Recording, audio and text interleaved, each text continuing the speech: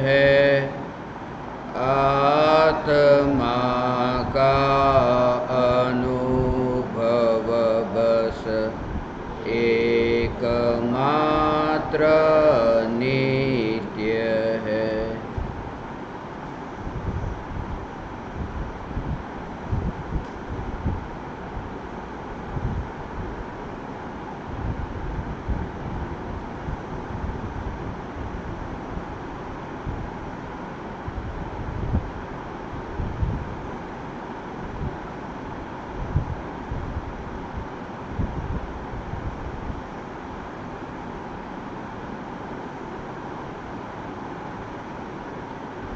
पहली शंका,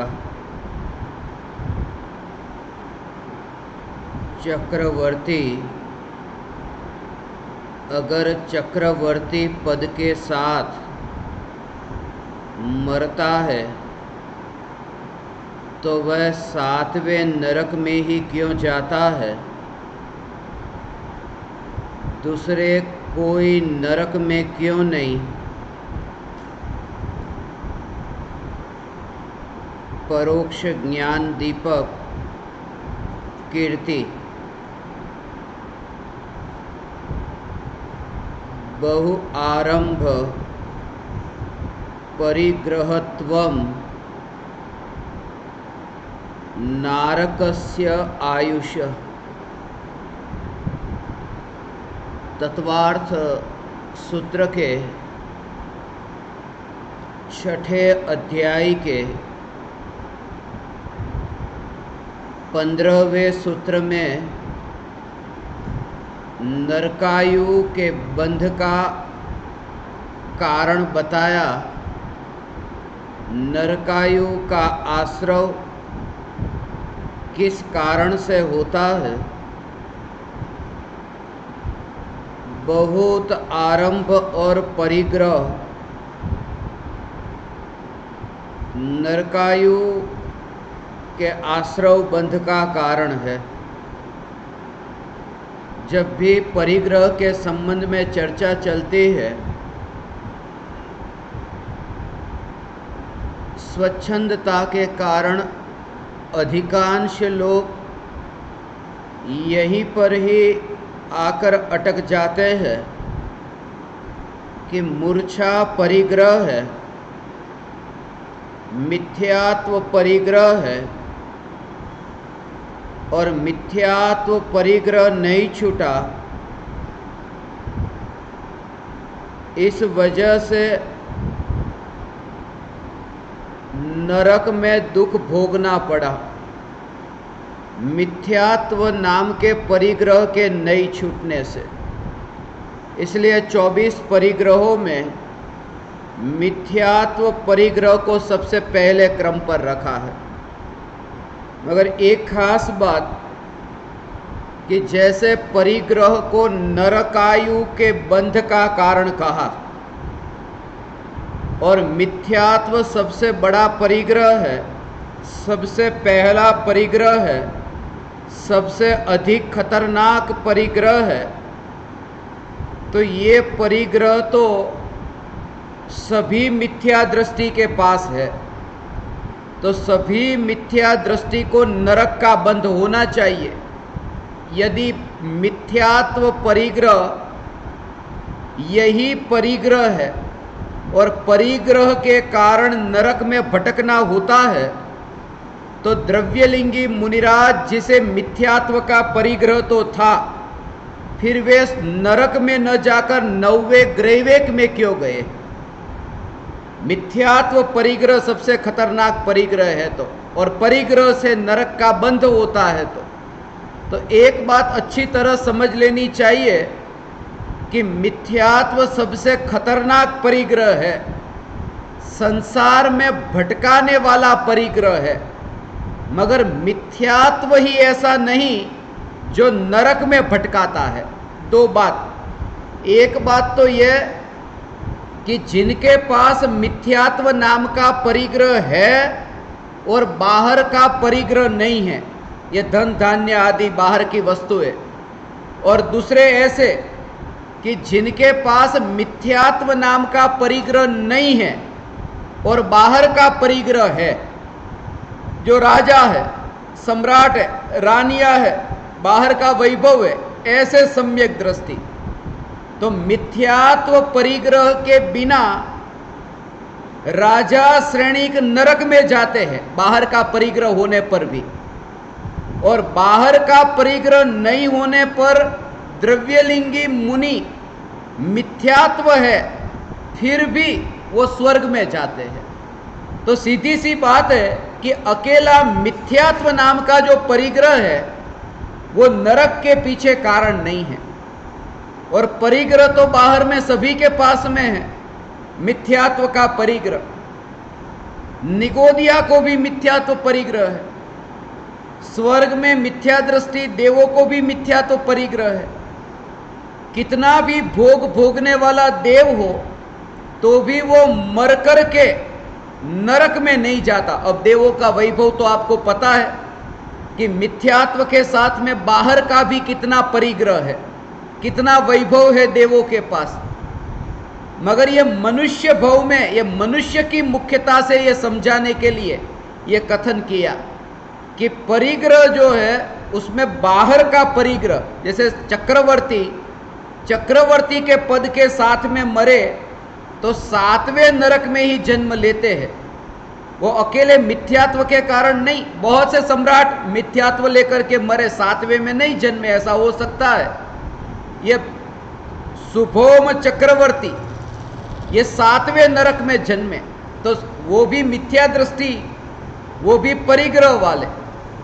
और ऐसे भी बहुत सम्राट जो बाहर में परिग्रह वाले हैं और नरक में जन्मे हैं, मगर अलग अलग नरक में सब जन्मे। मगर चक्रवर्ती का 7वें नरक में जन्म लेना, सम्यक दृष्टि चक्रवर्ती हो तो नियम से वह मुनि पद धारण कर मोक्ष पाता है या स्वर्ग में जाता है।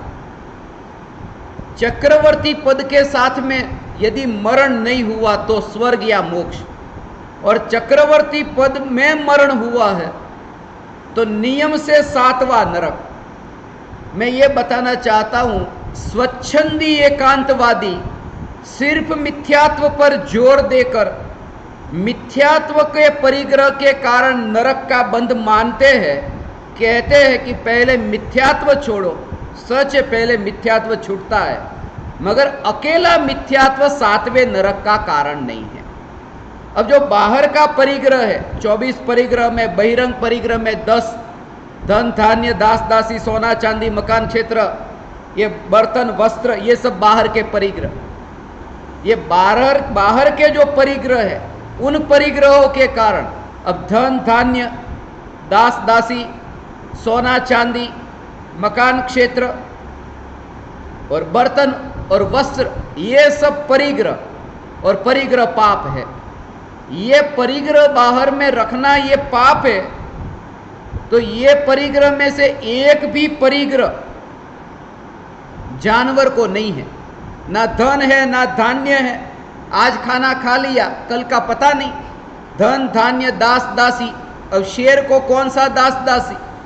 वहां मकान क्षेत्र, वहां बर्तन, वहां वस्त्र, सोना चांदी, ये उन्हें कहाँ है? फिर भी वे परिग्रही है।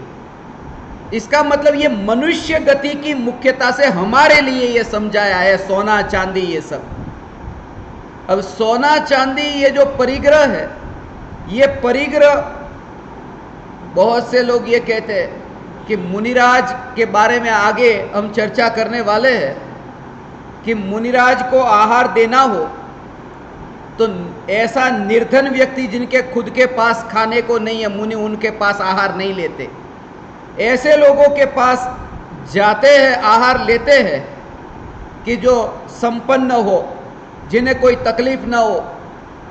इसलिए मैंने बहुत से पंडितों की उंगलियों में अंगूठी पहने देखा है, सोने की अंगूठी, कि ये निशानी है कि भाई ये थोड़ा खाते पीते घर से है, मुनि को आहार दे सकेगा, ऐसा ये है थोड़ा। जब भी मैं उन पंडितों को देखता हूँ हाथ में अंगुली पहने, तब मुझे परम कृपालु देव और पूज्य गुरुदेव से स्मरण में आते कि फिर हाथ में अंगुली में अंगूठी पहनने से यदि मुनि को आहार देने के पात्र होते तो पूज्य गुरुदेव श्री मुनि को आहार नहीं दे सकते, क्योंकि हाथ में अंगूठी नहीं है। परम कृपालु देव ये जानबूझकर ये तस्वीर लगाइए कि जिनके शरीर पर आभूषण नहीं, जो गृहस्थ है, जो महाव्रती नहीं, जो मुनि नहीं, फिर भी अपने जीवन में स्वच्छंदी नहीं बने हैं। ये बात खास, ये स्वच्छंदता के नाम पर सभी को चौथे गुणस्थानवर्ती सम्यक दृष्टि में भरत चक्रवर्ती ही स्मरण में आते हैं, मगर वो विचार नहीं करते कि भरत चक्रवर्ती का दृष्टांत लेने वाले आप में से कौन इस भव में मुनि होने वाले हैं। मुनि तो दूर, उन्हें क्षायिक सम्यक दर्शन प्रकट हुआ। तुम में से किनको अभी औपशमिक सम्यक दर्शन की भी पात्रता अभी प्रकट हुई। सीधी सी बात है कि बाहर का परिग्रह परिग्रह नहीं है, भीतर का परिग्रह परिग्रह है, ये बोल करके स्वच्छंदी मत होना। बाहर से भी जितना भी तुमसे परिग्रह छूटता है छोड़े, अवश्य छोड़ना चाहिए। मानना यह है कि जब तक ये मिथ्यात्व नहीं छूटता वो परिग्रह का त्याग नहीं है जो छोड़ा है वह। गुरुदेव को ये परिग्रह का सिद्धांत पता नहीं था, कृपालु देव को पता नहीं था, फिर भी ये दोनों की स्थिति को देखो।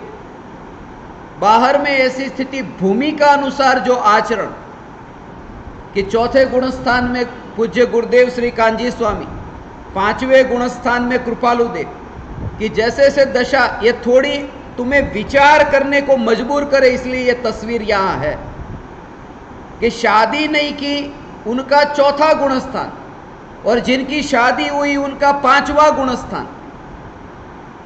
ये थोड़ा अटपटा लगे कि जिनकी शादी हुई है उनका तो फिर नीचा गुणस्थान होगा, शादी नहीं हुई उनका ऊपर का गुणस्थान होगा। ये गुणस्थान का और ये बाहर के परिग्रह का, ये मिथ्यात्व के परिग्रह का, ये सब स्वरूप थोड़ा समझे तो ये चक्रवर्ती मर करके 7वें नरक में जो जन्म लेता है वो समझ में आएगा। 7वें नरक में चक्रवर्ती पद के साथ मरकर 6 खंड का वैभव, जिसका मालिक ऐसा, और मालिक के साथ में उन विकल्पों की जाल में ऐसा फंसा कि स्वरूप की ओर दृष्टि करने को फिर अवसर ही गवाया। खास ये पूरा जीवन यदि उसी की ओर, परिग्रह की ओर, धन कमाने की ओर पूरा जीवन यदि बीतता है तो हम भी इतना समझ सकते हैं, पूरे दिन भर सुबह से लेकर रात तक दुकान पर बैठता है, इतने ग्राहक आते हैं। अब जिसे पता ही नहीं है 7 तत्व क्या है, जिसे पता ही नहीं है चैतन्य स्वरूप क्या है, वो पूरे दिन भर उसमें ही लगा रहेगा। और चक्रवर्ती जो एक दुकान में नहीं, सारे 6 खंड का मालिक होकर के बैठा है, अपने को मानकर बैठा है।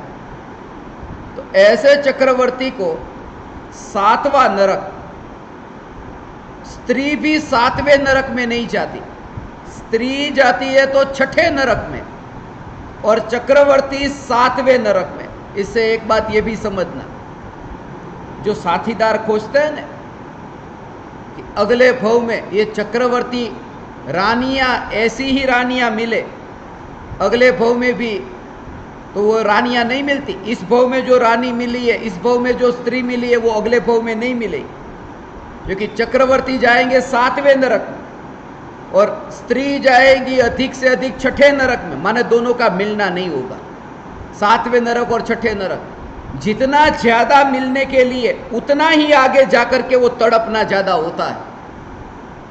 इसलिए ये समझ आए कि अकेला अंतरंग परिग्रह ही परिग्रह नहीं, बाहर का परिग्रह भी परिग्रह है। ऐसी वस्तुओं से बचना कि जिन वस्तुओं में अटक करके हमारी आत्म साधना में विकल्प बढ़ते हैं। और इसलिए तो मुनिराज के जो कमंडल है, वो कमंडल सोने का नहीं, चांदी का नहीं, कोई धातु का नहीं, कि किसी को चोरी करने का भाव आ जाए, नहीं तो वो लकड़ी का कमंडल हो कि वो भी परिग्रह हो जाता है। वो लकड़ी का कमंडल है, उसे भी परिग्रह कहा है। पीछी को भी परिग्रह कहा है। लकड़ी के कमंडल को जहां परिग्रह कहा, सूक्ष्म परिग्रह कहा है। शास्त्र को परिग्रह कहा, उसे भी सूक्ष्म परिग्रह कहा है। माने जियो जो ये कहते हैं कि महावीर भगवान ने मोक्ष पाया, महावीर भगवान अभी सिद्धशिला पर विराजमान है, जब वे मुनि हुए तब तो उन्हें अपने पास में कोई परिग्रह नहीं था, मगर चौथे गुणस्थान में जब वे वर्धमान के वो रूप में राजकुमार थे, तब तो इतना वैभव उनके पास था। मगर सबसे पहले जो उन्होंने सम्यक दर्शन पाया, मुझे हमेशा ये विचार कि उस भव में सम्यक दर्शन पाया जिस भव में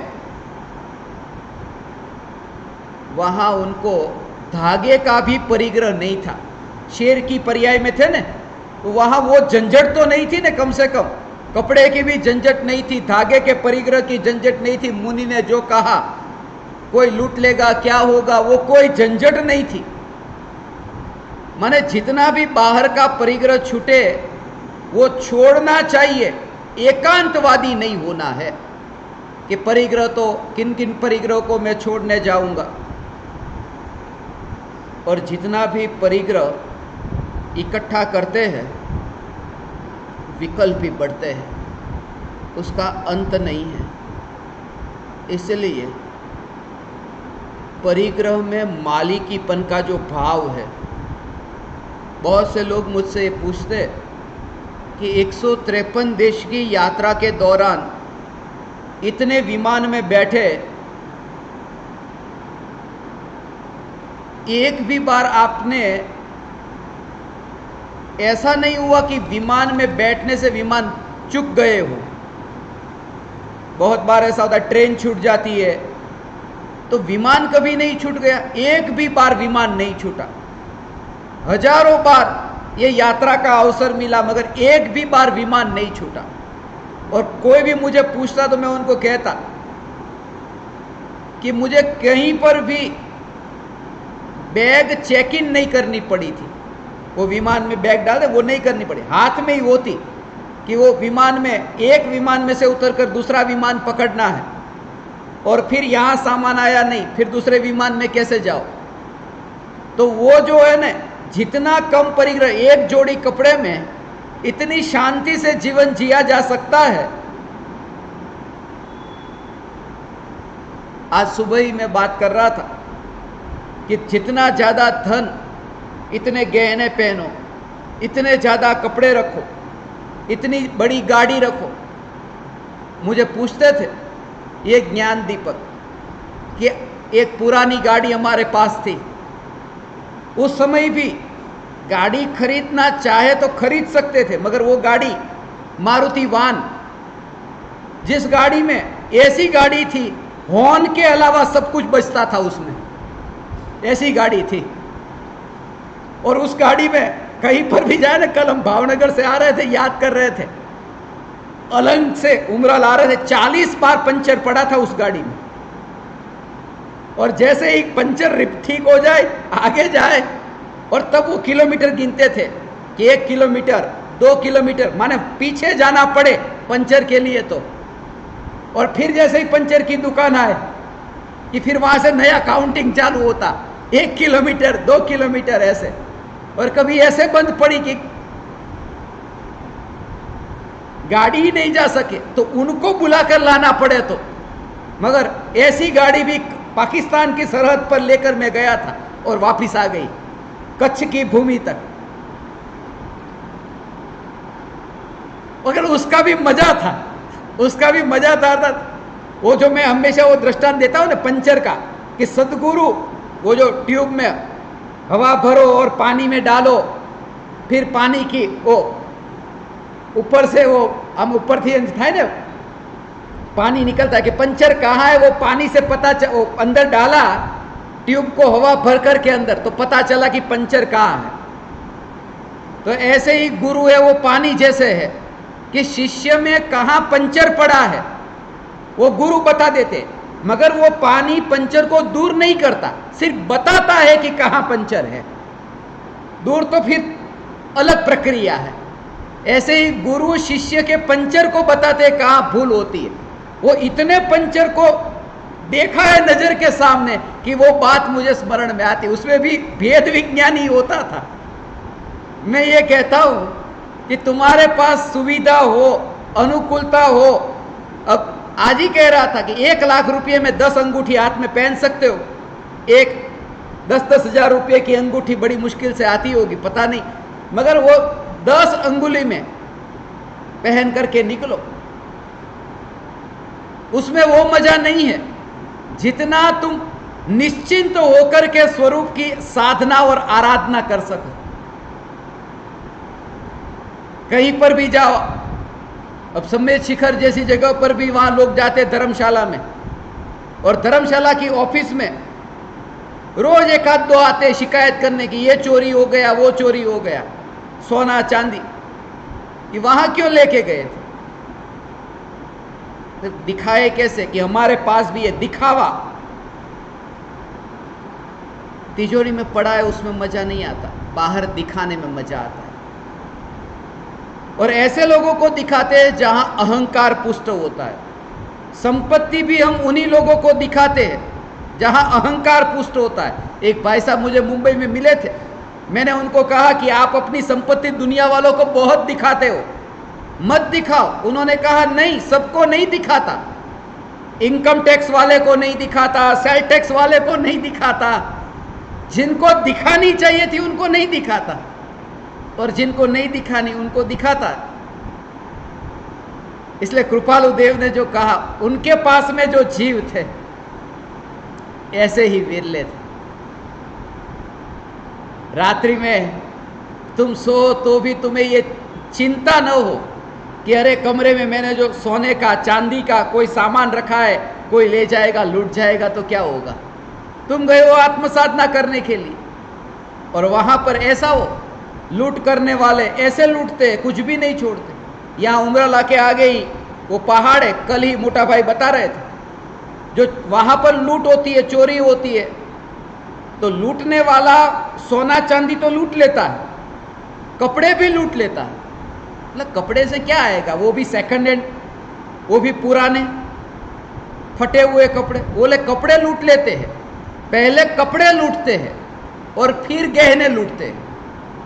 इसलिए कपड़े लूट लेते कि एक बार कपड़े ले लिए फिर वहां कहां जाएंगे, गांव में बिना कपड़े के थोड़े जाएंगे। तो कपड़े उतार दो कि कहीं जा ही नहीं सके शिकायत करने के लिए, फरियाद करने के लिए। इसलिए वो दशा स्मरण में आती है, भावलिंगी मुनिराज की दशा कब आएगी। एक कपड़ा भी यदि हो तो इतने विकल्प होते हैं, ये विचार आता है ऐसा, एक कपड़ा भी हो तो कब वह दशा आए। एक जोड़ी कपड़ा डोरी पर सूख रहा है और एक जोड़ी पहना है अभी, मगर घूमने के लिए गया और कपड़े इतने गीले हो गए, पूरे गीले हो गए, बरसात आ गई तो एक जोड़ी वहां पर डोरी पे सूख रहे, अब वो भी सूखे नहीं है, गीले हैं। तब ऐसा लगता है। दो प्रकार के विचार, इससे ज्यादा ये कि एक जोड़ी एक्स्ट्रा यदि रखा होता तो कितनी शांति थी। मुझे बा हमेशा कहते कि एक जोड़ी एक्स्ट्रा रख ले तो कितनी शांति हो जाए, विकल्प से तो छुटकारा नहीं, वो ये कहते। और मुझे हमेशा वो विचार आता है कि ये एक जोड़ी भी छूट जाए तो दूसरा जोड़ी सूखा या नहीं सूखा क्या लेना देना, कब आए वो दशा कि एक जोड़ी भी न रहे। ऐसा अपरिग्रही, उसमें जो मस्ती है, उसमें जो आनंद है, कहीं पर भी लूट नहीं हुई। अफ्रीका में लुटेरे मिले मगर हाथ में सोना नहीं, क्या लुटेंगे। निकला तो कफन निकला,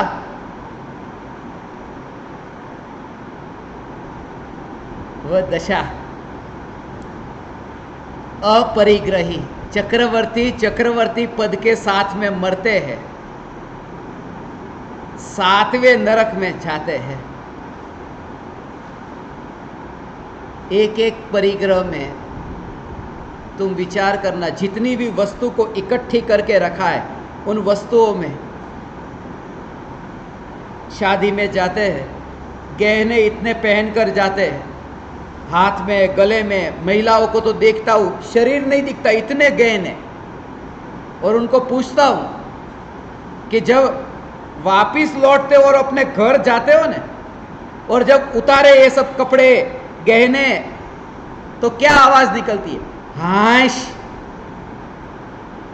वो सब इतने सिल्क के कपड़े इतने चुभते हैं ऐसे, और उतारे तो हाश। तो उससे इतना तो पक्का है कि छोड़ने में शांति है, पकड़ने में शांति नहीं।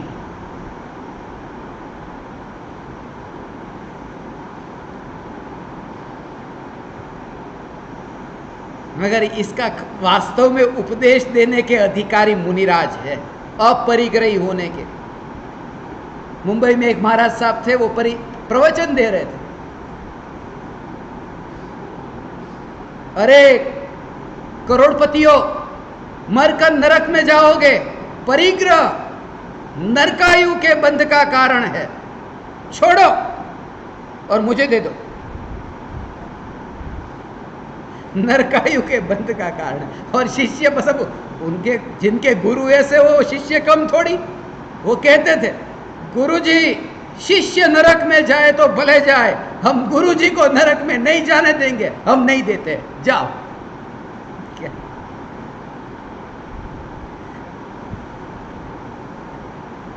मगर परिग्रह, वो और असली उपदेश देने का अधिकार जो है वो मुनिराज को है, जिनके पास में धागे का भी परिग्रह नहीं है। ये वरना कहीं ना कहीं वो आग्रह में ऐसे फंस जाते। प्रवचन में भी देखते हो, इतने लोग प्रवचन में बैठते, मगर पंडित की नजर उनके ऊपर पहले जाती है जो पैसे वाला। प्रवचन में नाम लेते हो, क्यों? सुनते हो ना मेरी बात? वो उनका नाम, और भी सीधे साधे भोले भाले लोग बैठे, और भी तत्व के जिज्ञासु बैठे, उनके नाम मैंने कम सुने, जो मैंने सुना वो कहता हूं। ज्ञानी वह नहीं जिसे पढ़ी नहीं। प्रत्येक आत्मा परमात्मा है, कोई विशिष्ट नहीं। यहां प्रत्येक प्यासा अधिकारी है।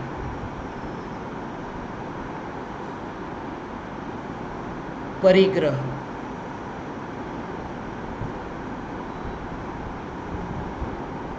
सभी पापों का बाप कहा। हिंसा, झूठ, चोरी, कुशील और परिग्रह, परिग्रह को सबसे बड़ा पाप कहा। हिंसा तो कुछ भी नहीं, परिग्रह को, यह हिंसा नहीं लिखा। नरक के बंध का कारण परिग्रह कहा, हिंसा, झूठ, चोरी, कुशील नहीं। उसके पीछे भी कारण है, क्योंकि परिग्रह में ये चारों प्रकार की हिंसा होती है, इसलिए चारों प्रकार के पाप होते, हिंसा आदि, इसलिए ये सब उसमें शामिल है। कि धन कमाना है तो जो हिंसा की, झूठ बोले दुकान पर बैठ करके, अब सिल्क की साड़ी बेच करके धन कमाया है तो उसमें हिंसा भी हुई है, झूठ भी बोला है, इनकम टैक्स की चोरी भी की है, और कुशील सेवन भी करवाया है। कोई यदि बायर्स परदेश से आते हैं तो, ये भी मैं मुंबई में देखता था कि हमारे पास से ज्यादा माल खरीदे तो बुरे व्यसनों का सेवन भी कराते हैं, शराब भी पिलाते हैं। और ये ऐसे लोगों के बारे में कह रहा हूं जिनके गुरु सबसे कम परिग्रही। भारत में देखो, जिनके भगवान के पास धागे का परिग्रह नहीं, जिनके भगवान के पास में एक रुपया भी नहीं, जिनके गुरु के पास में एक धागे का परिग्रह नहीं, और भारत में सबसे ज्यादा पैसा उन्हीं के पास में, जैनों के पास में। कहीं ना कहीं गड़बड़ी हो रही है, और दिया तले अंधेरा कहीं ना कहीं है। दिया तले अंधेरा। इसलिए ये विचार करना, अपरिग्रही दशा भावलिंगी मुनिराज की, ऐसी अपरिग्रह दशा चक्रवर्ती पद छोड़कर के यदि वो दशा प्रकट होती है, सब मामला पलट गया। जितना पाप था सबसे छुटकारा हो गया। चक्रवर्ती का पद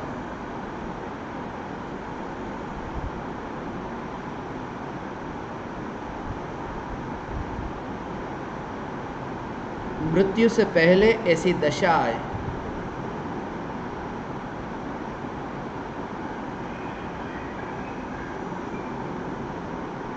जरा तुम विचार करना, करोड़ों की संपत्ति वहां तिजोरी में पड़ी है, अभी यहां से मृत्यु हुई, अगले भव में वो अनजानी।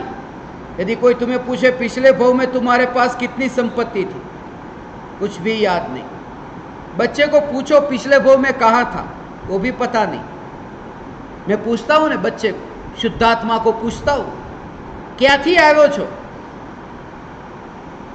कभी बोलता है स्वर्ग में से, कभी बोलता है नरक में से, उसको भी पता नहीं कि कहां से आया। इसलिए ये विचार करना कि मृत्यु होने पर यदि यहां से अनजान होगा और ये एक अवसर तुम्हारे सामने आया, उससे पहले ही जब ऐसी दशा प्रकट हो कि ये धागा भी तुम्हें ऐसा लगे कब इससे छुटकारा हो। इसलिए मैं बार बार जो कहता हूं, लोग कहते हैं आप आध्यात्मिक साधना केंद्र के आश्रम के मालिक हैं ना, एक इंच जमीन भी मेरे पास नहीं रखी। भले पता है कि ये सब छोड़ना, ये छोड़ना नहीं, मिथ्यात्व छोड़ना, मगर उस झंझट में मत पड़ना। एक जमीन भी कि मरते समय, और यहां तक कि हमेशा मुझे ये विचार आता है और निकट काल में भावना पाता हूं, मेरे पास में एक बहुत बड़ी वस्तु है, वो किसी पराये की मेरे पास में है, कर्ज है मेरे पास में। आज वो कर्ज हमेशा सुबह उठता हूं, वो कर्ज कब चुका दूं, वो भाव आता है। भारत की संपत्ति मैंने अपने पास रखी है, उधार ली है, मैं मालिक नहीं। उस संपत्ति का नाम है पासपोर्ट। पासपोर्ट मेरे पास है, मैं मालिक नहीं पासपोर्ट का। कोई भी भारत का नागरिक जिनके पास पासपोर्ट है, वो पासपोर्ट का मालिक नहीं होता। वो उधार लिया है किसी से, देश से उधार लिया है, देश के राष्ट्रपति ने उधार दिया है कि लो, मैं तुम्हें अनुमति देता हूं कि तुम किसी देश में जा सकते हो। कभी भी वो भारत देश की सरकार चाहे तो वापस भी ले सकती है, उसको अधिकार है। वो उधार है, और वो उधार यदि अपने पास में रख करके यदि मैं मुनि हो जाता हूं और वापिस नहीं लौटाया, तो जिसने गृहस्थी का व्यवहार ठीक तरह से नहीं पाला, वो मुनि का व्यवहार क्या पालेगा। इसलिए सबसे पहला मेरा अगला कदम ये होगा कि ये पासपोर्ट रद्द हो जाए, कि वो बोझ भी, वो कर्ज भी मेरे ऊपर न हो, कि जंगल में जाए तो गृहस्थी में किसी का उधार लिया था जो चुकाया नहीं, मांगा था मैंने उधार कि मुझे दो, मुझे परदेश जाना है, उसे भी लौटा देना। और यदि तुम्हारे पास में हो और तुम्हें पक्का पता हो कि परदेश नहीं जाने वाले, तो लौटा देना। मुनि धर्म का पालन करने में इतनी सरलता होगी, फिर वो बोझ न रहेगा। इसलिए मुनि धर्म के लिए यह है, किसी का कर्ज तुम्हारे ऊपर हो तुम मुनि नहीं हो सकते। नहीं तो बहुत से लोग ऐसे हो जाए कि किसी के इतने लाखों रुपए अपने पास में है और कर्ज चढ़ा है कि अब वो चुकाने की कोई तैयारी नहीं है ही नहीं, क्या करे कि मुनि हो जाओ, तू कौन और मैं कौन। मगर ऐसे मुनि नहीं हो सकते, कर्ज पूरा चुकाए, ऐसा वो गृहस्थी का व्यवहार, और उसमें भी कैसी कैसी स्थिति, मुनि धर्म का स्वरूप। कभी विस्तार से करेंगे उसकी चर्चा। यहाँ ये पूछा है, चक्रवर्ती अगर चक्रवर्ती पद के साथ मरता है तो वह 7वें नरक में ही क्यों जाता है? दूसरे कोई नरक में क्यों नहीं? परिग्रह के कारण, परिग्रह को सबसे बड़ा पाप कहा, मगर वो पाप में पाप लगता नहीं है। आज तुम विचार करो, ये छुपा पाप ऐसा है कि एक व्यक्ति किसी की हत्या करके यहां प्रवचन में बैठा है, हाथ खून से रंगे है, प्रवचन सुनने बैठा है। उन्हें प्रवचन सुनाओगे? हाथ खून से रंगे है और प्रवचन सुनने बैठा है। हत्या करने वाला, ये क्या पता है इनको, भाई बाहर बाहर जाओ, पुलिस वाले इधर आ जाएंगे, हमको भी पकड़ लेंगे। माने वो हिंसक कितना पापी लगता है। ये पापी आया, पापी आया, मगर करोड़ों की संपत्ति जिसके पास है, ऐसा परिग्रह वाला पापी, परिग्रह भी पाप है ना, और वो पैसे वाला जब प्रवचन में बैठता है तो विचार भी नहीं आता कि ये पापी आया। हिंसा को ही पाप माना है, परिग्रह को तो पाप मानते ही नहीं है, ये पाप है। ऐसा उनके तो नाम के गुणगान करते, आइए आइए पहले आगे की पंक्ति में बैठिए। बड़े पापी को आगे की पंक्ति में और छोटे पापी को अंदर एंट्री नहीं, हिंसा वाले को। और हिंसा जिसने की वो हाथ खून से रंगे, उनको भी उपदेश देना, यदि वो सुनने बैठता है तो। मैं तो देता हूं, मैंने दिया है। मांस वाले हाथ हो, खून वाले हाथ हो, ऐसे लोगों को मैं दिखाता हूं ना चित्र। ये देखो मछलियों को पकड़ करके खा रहा है, मगर एक वाक्य उसने सुना कि बैठ गया। टुवालू नाम का देश है, वहां की बात है। शराबी, हाथ में शराब की बोतल है। पूछा, सामने से नहीं, सुनना चाहा, सुनाया। आज भी वो कहता है, पेड़ के पत्ते खा लिए, पत्ते में क्या, फल तो मिला नहीं, पत्ते खा लिए, मगर मैं मांस कभी न खाऊंगा। एक बार सुनाओ, और खून से रंगे हाथ नहीं, खून से मुंह भी रंगा हो तो भी, क्योंकि शेर की पर्याय में मुंह रंगा था कि नहीं, हिरण का शिकार करके। और मुनिराज ने सुनाया, पात्रता क्या कि मुनि पर प्रहार नहीं किया, यही पात्रता। मुनि पर, मुनि को मारने नहीं चला, चुपचाप सुनता रहा, यही पात्रता। परिग्रही। आगे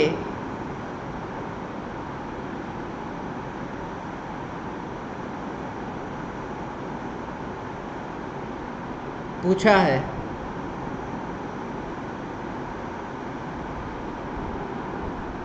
हमें जब पता है कि जो घटना क्रमबद्ध पर्याय में उसी समय घटित होने वाली है, फिर भी उस घटना के लिए हमें बेचैनी क्यों रहती है?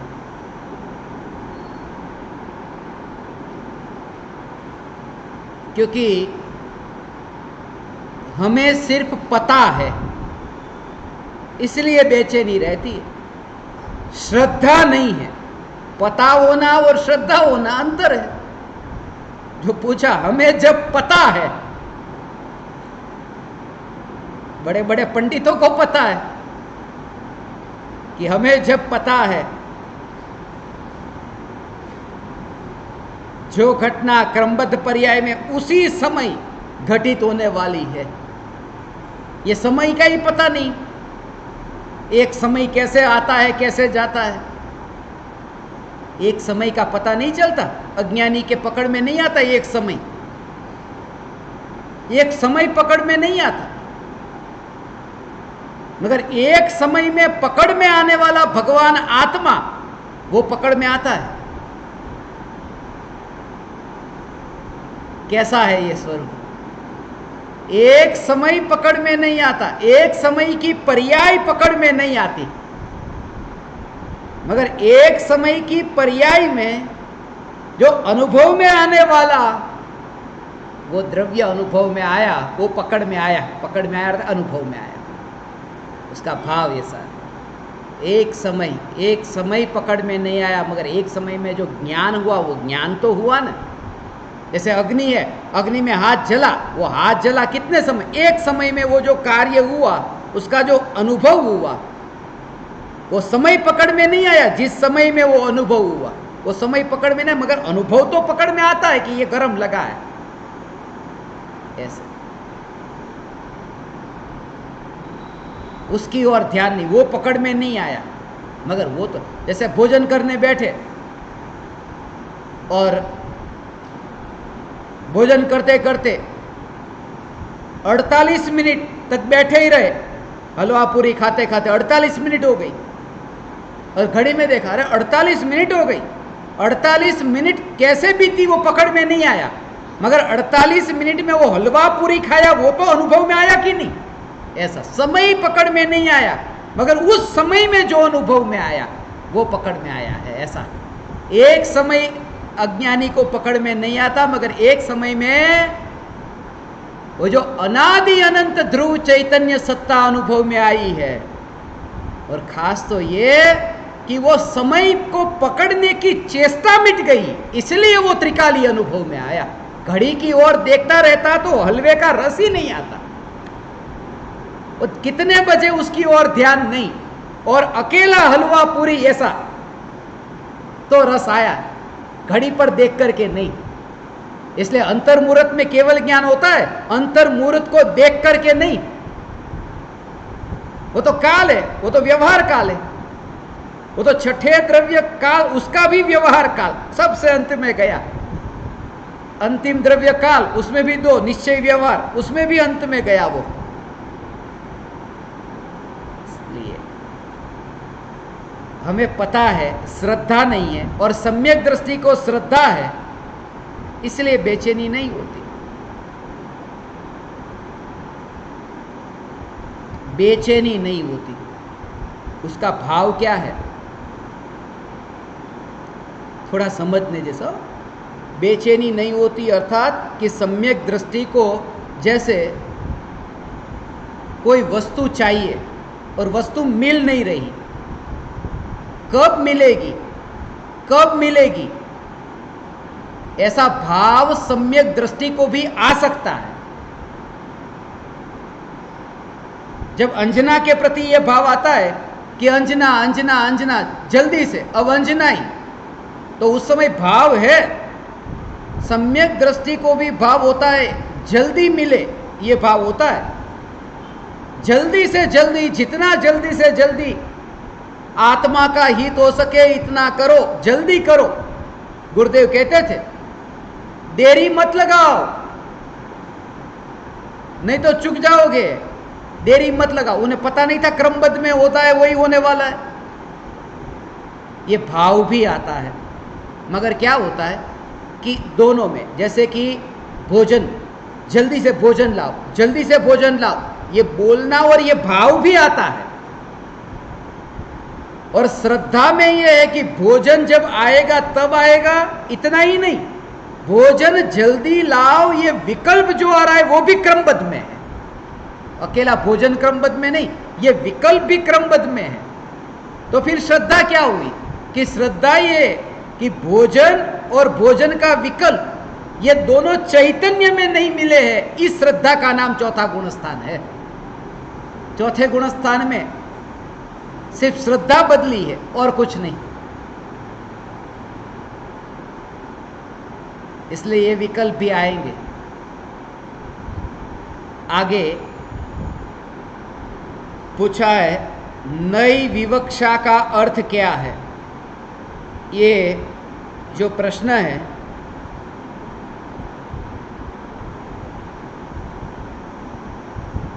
एक और ज्ञान दीपक ने पूछा है, इसलिए उनकी शंका को भी ले लेते हैं। प्रणाम गुरुदेव। जब आप निश्चय नहीं और व्यवहार नहीं कहते हैं तब आपका आशय क्या है? आपका बहुत बहुत धन्यवाद। अर्चना पंडित, कनाडा।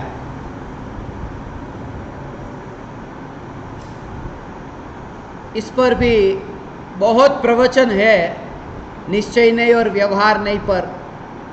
उन प्रवचनों को आप सुनेंगे तो स्पष्ट होगा।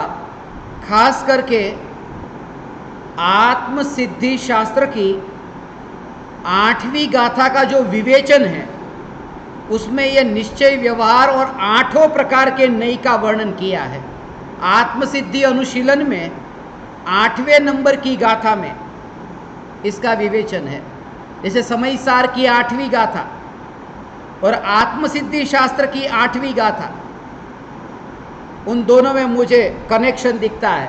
इसलिए बहुत सी गाथा जो कहता हूं ना, एक नंबर भी एक जैसे आत्मसिद्धि और समय सार की, तो उन्हें 8वीं गाथा में उस पर सत्संग भी हुए हैं। इसलिए आपको पहले वो सत्संग हम भेजेंगे, उन सत्संग को आप सुनना और फिर उनमें कोई शंका होती है तो पूछेंगे, वो ज़्यादा ठीक रहेगा।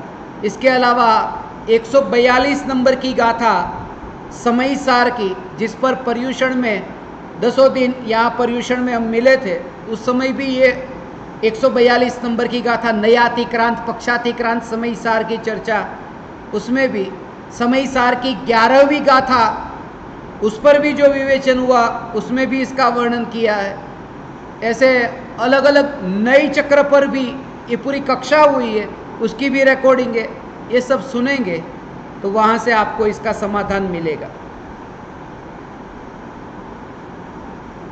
नई विवक्षा का सीधा सा अर्थ है नई अपेक्षा। किस अपेक्षा से ज्ञानी ने बात की? नजरिया, अपेक्षा, दृष्टिकोण, कि इस दृष्टिकोण से वस्तु स्वरूप ऐसा है, इस अपेक्षा से वस्तु स्वरूप ऐसा है। जैसे कोई कहे कि अभी रात है, कोई कहे अभी दिन है। दोनों की बात सच है। जो कहता है रात है उनकी बात भी सच है, दिन कहता है उनकी बात भी सच है। जो कहता है दिन है वो भारत में है, जो कहता है रात है वो अभी कनाडा में है। तो एक व्यक्ति की अपेक्षा से, विवक्षा से वो बात सच्ची है, दूसरे व्यक्ति की विवक्षा से, अपेक्षा से उसकी बात सच्ची है। ऐसे ही ज्ञानी, ये तो दृष्टांत हुआ, ऐसे ही ज्ञानी का जो दृष्टिकोण है उसे कहते हैं नई विवक्षा। इसके आगे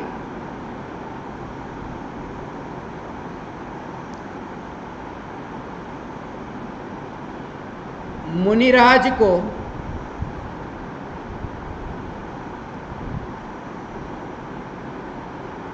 नवधा भक्ति पूर्वक आहार देना चाहिए, तो हम कैसा आहार दे सकते हैं?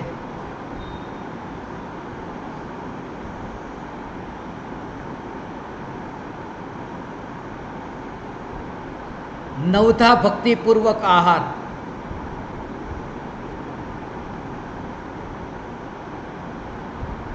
किसी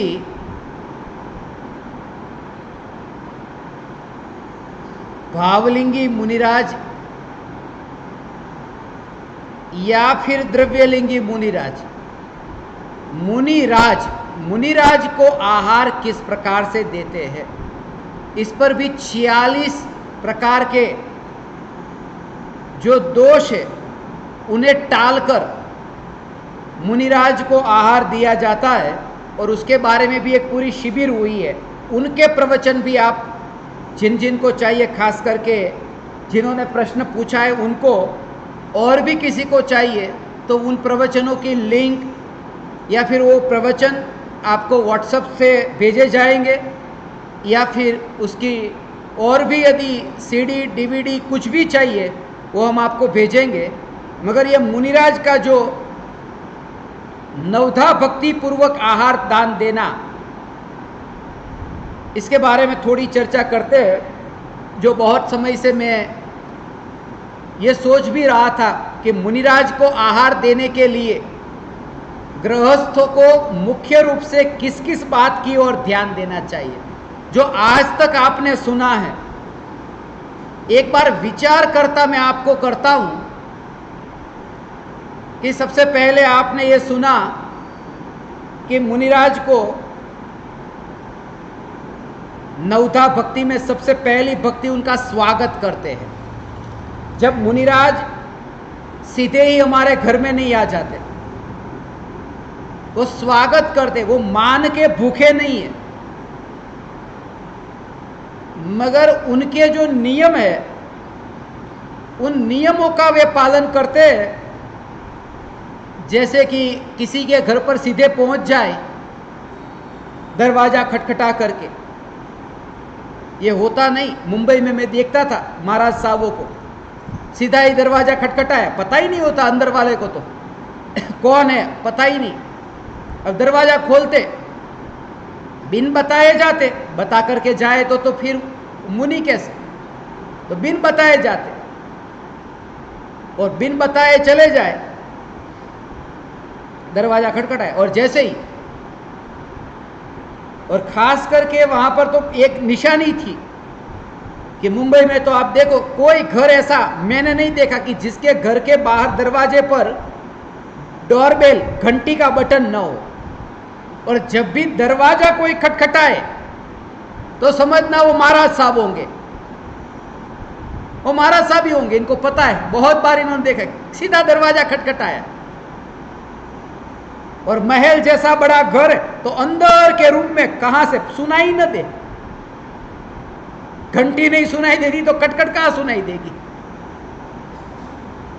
मगर जैसे ही दरवाजा खटखटाते अंदर सब तैयारियां, इधर करो, ऐसा करो, ऐसा करो। थोड़ी देर तो खोलते ही नहीं, महाराज साहब, महाराज साहब, महाराज साहब। और फिर दरवाजा खोला और अकेली महिला अंदर है और कोई महाराज साहब है। तो मुनिराज का यह नियम है, अकेली स्त्री के साथ में मुनिराज कभी नहीं रहते।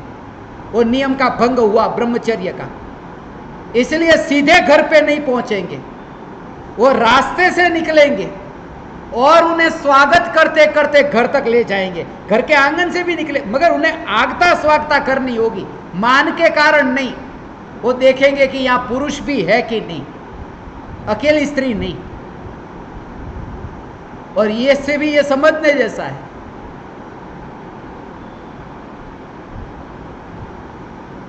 कि मुनिराज जैसे मुनिराज भी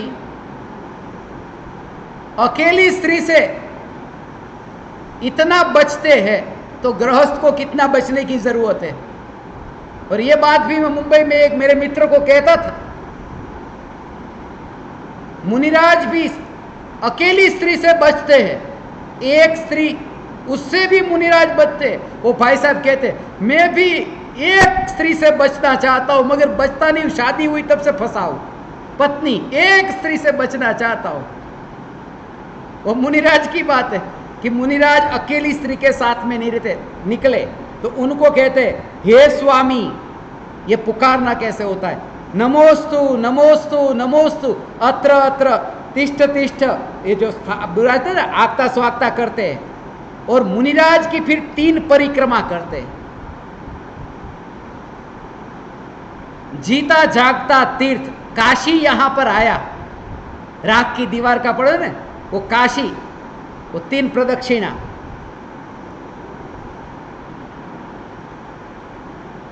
और फिर वहां पर आए और फिर वहां पर बोलते मम ग्रह प्रवेश कीजिए।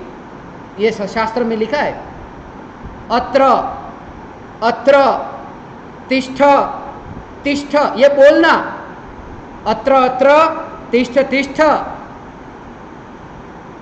मैं कहता हूं तुम यदि ये नहीं बोलते हो तो भी मुनि आएंगे। अत्र अत्र तिष्ठ तिष्ठ, बेसो बेसो, बस पति क्यों, तिष्ठ तिष्ठ। अब संस्कृति जिसको नहीं आती है तो खत्म हो गया, मुनिराज को कैसे आहार दे। अत्र अत्र तिष्ठ तिष्ठ, वो शास्त्रों की बात थी, बी प्रैक्टिकल। अभी के जमाने में जो भाषा चलती है वो भाषा बोलो ना, मगर संस्कृत में बोले तो सच्चा आहार दान। मैं उन भाषा की पकड़ से छुड़ाना चाहता हूं। लोग कहते भाषा सीखो, मां की भाषा सीखते हो तो जिनवाणी मां की भाषा क्यों नहीं सीखना? जिंदगी है तुम्हारे पास, बुढ़ापे में वो 90 बरस का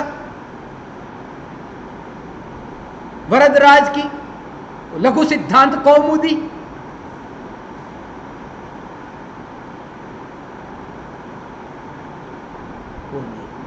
सीधी सादी भाषा। इसलिए मुनिराज तुम्हारी भाषा को नहीं देखते, तुम्हारे भाव को देखते हैं। अत्र अत्र तिष्ठ तिष्ठ मम ग्रह, मेरे घर में प्रवेश कीजिए, बस। उनमें भी भाव होगा। तो सबसे पहला मुनिराज को आहार दान दिया, उससे पहले ये पहली भक्ति, पधारिए पधारिए। मगर जो भी हो ना वो तुम्हारा सच्चा हो, नकली न हो, नाटक न हो, रटा हुआ न हो। कभी प्रदक्षिणा करने गए और याद न रहा 3 हो गई या 4 हो गई, तो इतना भी याद नहीं रहता 3 या 4। और पूजा के अंत में करते हैं ना कायोत्सर्ग के समय 9 बार नमोकार मंत्र का जाप करे। तो हम जहां पढ़ते थे ना, वो पहले चुपचाप बिना बोले वो जाप होता है। वो कायोत्सर्ग की दशा, वो शुद्ध भाव ध्यान की वो मुद्रा है। हाथ जोड़ करके नवकार मंत्र का जाप नहीं करते अंत में। वो ये है कि स्वाध्याय के अंत में मैं ध्यान में लीन हो गया, उसके लिए वो है कायोत्सर्ग। मगर ध्यान में तो लीन होते नहीं है, इसलिए 9 बार नमोकार मंत्र, वो भी शुभ भाव। चलो, मगर वो शुभ भाव जब 9 बार नमोकार मंत्र बोलते चुपचाप, फिर हमारे गुरुजी ने नियम निकाला चुपचाप कोई नहीं बोलेगा, जोर से बोलेंगे। बोले कायोत्सर्ग में 9 बार नमोकार मंत्र, वो भी जोर से? बोले हाँ। मेरा अभी 3-4 बार अभी पूरा नहीं होता, तुम्हारा 9 बार पूरा हो जाता है। मैं आंख खोलता हूं, कोई दिखता ही नहीं। वो मन में बोलते, मन में नवकार मंत्र का जाप, 9 बार जाप। असलियत हो और गिनोगे तो पता भी नहीं चलेगा कितना हुआ। तो वो विद्यार्थी सब ऐसा कहते हैं, हमारे तो गिनती याद ही नहीं रहती, हम तो ऐसे जाप करते हैं। हम यहां क्षणिक के बोध की माला करने बैठे, 108 बार करनी थी एक माला में। मुझे बाद में बताए 108 की 111 हो गई। कहां 108, कहां 111? मगर वो 11 का दिन था तो 111 ही होगी।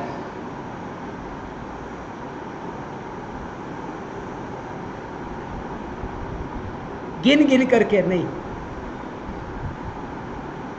उस समय ही बच्चा का आना, मुझे बताना, बाबूजी हो गई गाथा पूरी, वो 111 पे ही क्यों आया? आइए पधारिए पधारिए। मम घर, घर तो किसी का होता नहीं, ऐसा झूठा बोलने वाले के पास जाएंगे मेरे घर। और सच्चे आहार दान देने वाले तो सम्यक दृष्टि होते, 5वें गुणस्थानवर्ती, वो भी मेरे घर प्रवेश कीजिए। फिर उनको उच्च आसन, ये दूसरा नवधा भक्ति में दूसरा, ऊंचे आसन पर ऐसे, उच्च आसन माने सोफा सेट नहीं, वो बैठेंगे नहीं, चौके पर, चौका जैसा हो,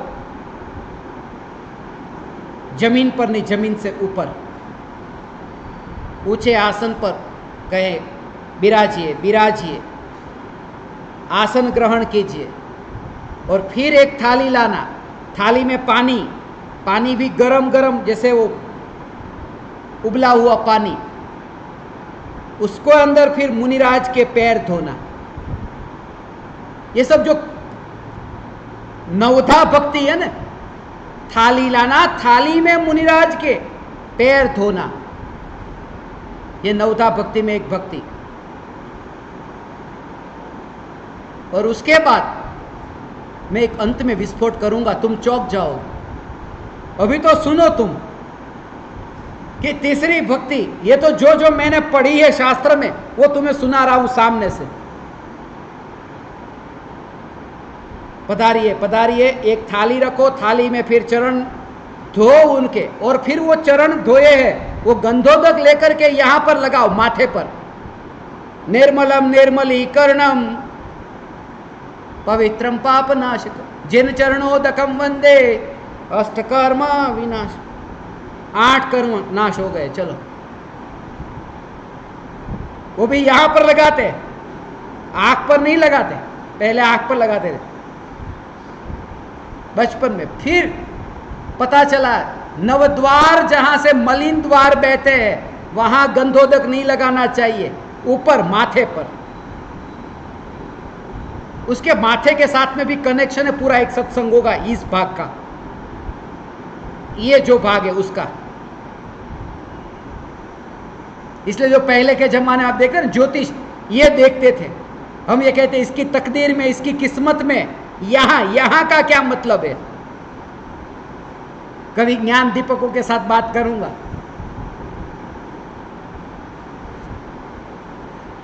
माथे पर गंधोदक, और गंधोदक लगाने के बाद में फिर अपने हाथ धो लेना बराबर। भले वो गंधोदक था मगर हाथ तो गंधोदक से भी गंदे हुए हैं, इसलिए हाथ धो लेना, ये शास्त्र में लिखा है। क्योंकि फिर उस हाथ से फिर तुम भोजन परोसोगे तो। और उसके बाद में फिर नमस्कार करना, नमस्कार करके फिर ये कहना मन शुद्धि, वचन शुद्धि, काय शुद्धि, आहार शुद्धि, जल शुद्धि, ये शुद्धि, ऐसे करके ये शुद्धि, पांचों शुद्धि, मन वचन काया आहार और जल। मन शुद्धि, कोई ऐसे खराब विचार नहीं, भाव नहीं, मन शुद्धि। वचन शुद्धि, उसमें भी एक एक करके जाओगे ना तो ये सब शुद्धि के 16 भेद है, एक एक के 4, द्रव्य, क्षेत्र, काल और भाव। द्रव्य शुद्धि 4 प्रकार की होती है, क्षेत्र शुद्धि 4 प्रकार की, काल शुद्धि 4 और भाव शुद्धि 4 प्रकार की। ये 16 प्रकार की शुद्धि से ऐसे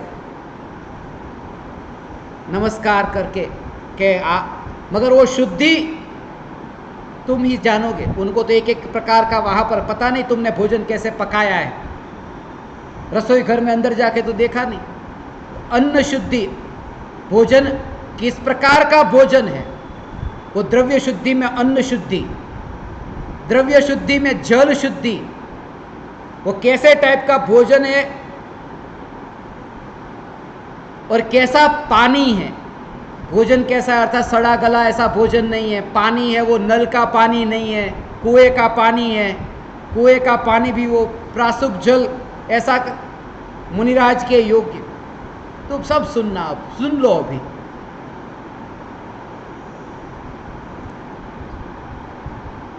और फिर मुनिराज को आहार दिया, जल, ये शुद्ध जल, बोले नहीं, खाली उसमें इतना ही, मन शुद्धि, वचन शुद्धि, काय शुद्धि। अन्न भी शुद्ध हो, पानी भी शुद्ध हो, अग्नि भी शुद्ध हो और आहार देने वाला भी शुद्ध हो। ये 4, इसको कहते हैं द्रव्य शुद्धि। अग्नि शुद्ध हो, अग्नि शुद्ध का मतलब अग्नि भी अशुद्ध होती। अग्नि शुद्ध अर्थात जो लकड़ियां है वो लकड़ी को जलाते वक्त उसमें कोई जीव जंतु नहीं रहेगा ना, माने उसको जमीन पर ऐसे करके उसमें जीव जंतु को अलग करके जलाया हो, उसको बोलते अग्नि शुद्धि। न चूल्हा जो जलाया है उसमें कोई जीव तो नहीं मरा, उसकी सावधानी रखी है, वो अग्नि शुद्धि। अब आज के जमाने में वो लाठी को ऐसा करो, यहां तो वो गैस की उसे नीचे ऐसा करना पड़ेगा। माने जिस भूमिका में जहां है वहां पर।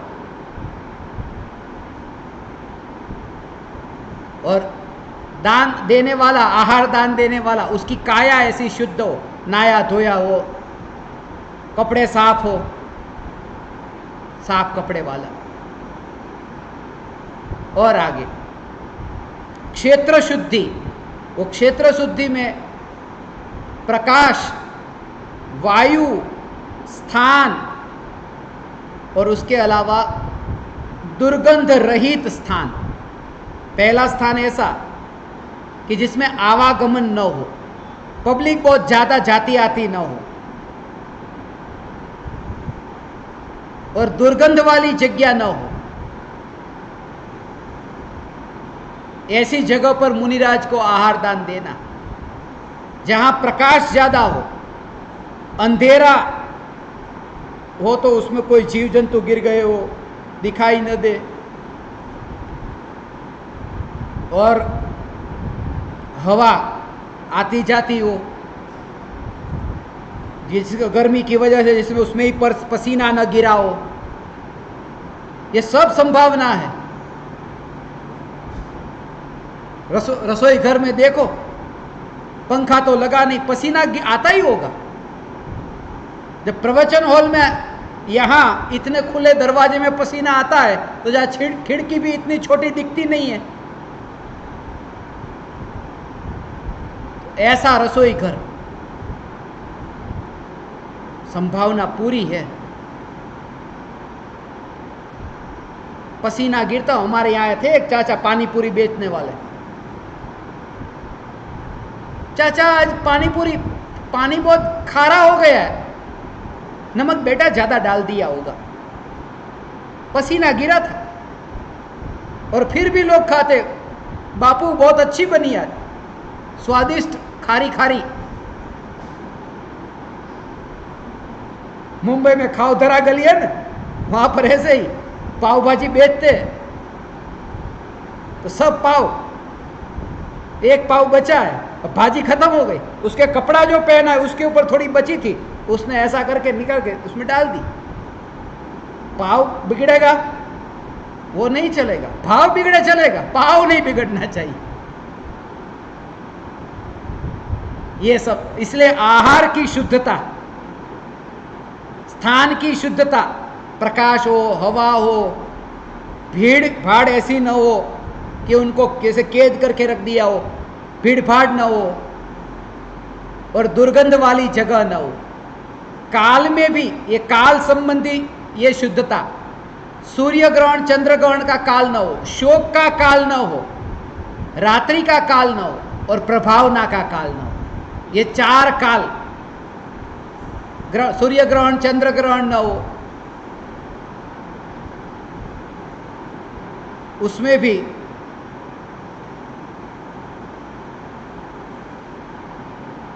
अंधेरा हो, भले उजाला होने पर भी वहां उजाला नहीं है। उसके और भी कारण है। सूर्य ग्रहण चंद्र ग्रहण के हमारे शरीर के साथ में, वो कभी विस्तार से कहूंगा तब कहूंगा। ये ग्रहण का क्या संबंध है? वो समुद्र के साथ में, इसलिए आप देखते हैं ना, समुद्र में भरती ओट, वो पर्टिकुलर तिथि में ही, चतुर्दशी, पूर्णिमा, वो उस समय उसका कनेक्शन है। पूरा विज्ञान है उसके पीछे। कि हमारे शरीर में भी वो 70 से ज़्यादा प्रतिशत ऐसा, जैसा मैंने सुना पड़ा है, वो पानी है। तो यहाँ पर ही एक समुद्र है, तो उस तिथि के दौरान यहाँ पर भी शरीर में उछलना होता है पानी का। और पहले से ही, और हरी वनस्पति में पानी की मात्रा ज़्यादा है, इसलिए ऐसी पानी वाली वनस्पति, जब शरीर में ऐसा पानी उछल रहा है तब पानी वाली वनस्पति खाओ तो और उछल कुछ ज्यादा होगी और परिणाम में बाधा पड़ेगी। इसलिए उन दिनों में हरी सब्जी मत खाना, अष्टमी चतुर्दशी को। ये शरीर का चंद्रमा के साथ में जो कनेक्शन है, वो भी कभी कहेंगे। इसके पीछे विज्ञान है। रात्रि कभी कहेंगे, ये कहता हूं ना, यदि मैं तुमसे अब कल नहीं मिला तो निराश मत होना, कभी कहेंगे। मृत्यु होते ही जीवन का अंत नहीं है। आज यहां बैठे, कल कहीं और बैठेंगे, मगर कहूंगा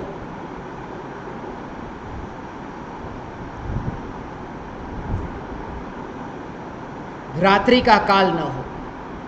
मुनिराज का आहार का जो समय है, दोपहर में 1 बजे मुनिराज भोजन ले नहीं। हम तो लंच ब्रेकफास्ट तो होता नहीं मुनिराज का, डिनर तो होता नहीं। वो लंच कहो या ब्रेकफास्ट कहो, डिनर कहो, जो कहो, एक टाइम का है।